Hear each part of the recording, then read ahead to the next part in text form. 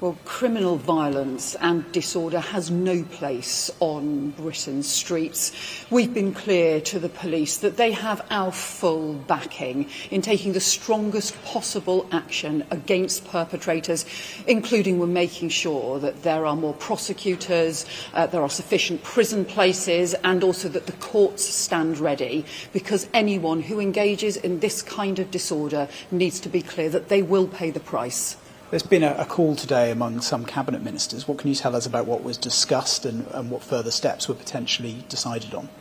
We're clear right across the government, to the Prime Minister, the Deputy Prime Minister, the Lord Chancellor, and for me as Home Secretary, that we will give the police all the backing that they need in the actions that they are taking in response to this criminal disorder and thuggery, because it has no place on Britain's streets. That's why we're ensuring that there are additional prosecutors in place this weekend, that the courts stand ready as well.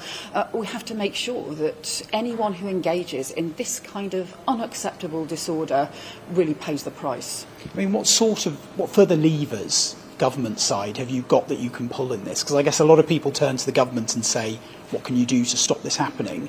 But how much is there that you can do, or is this down basically to the police?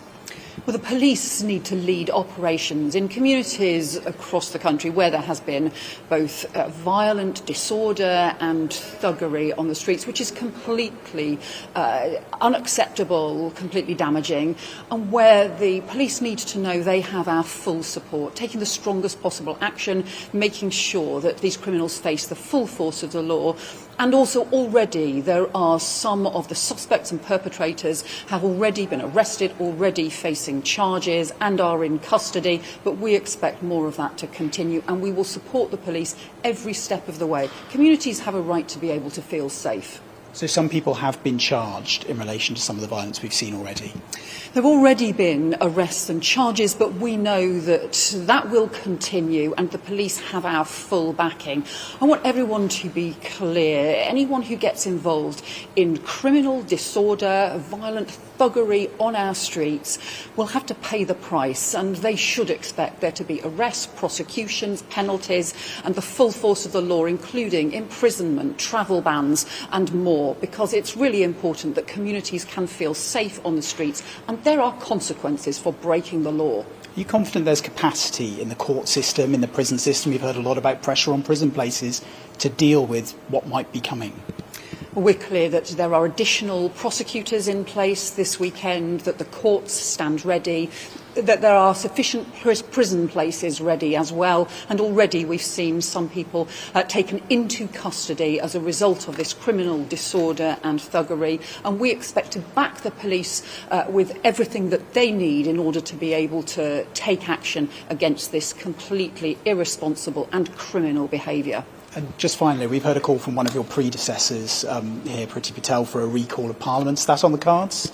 Well, I've already been talking to MPs across the country and making sure that they are in their constituencies are also able to hear from the local police and to work with local communities. That work will continue. It's really important that local representatives, also local community leaders, are involved working with the police. But the bottom line here is we cannot stand for this kind of thuggery or criminal disorder on our streets. Communities have a right to feel safe, and that is why I think the police will have everyone's backing in making sure that they can take the action that is needed.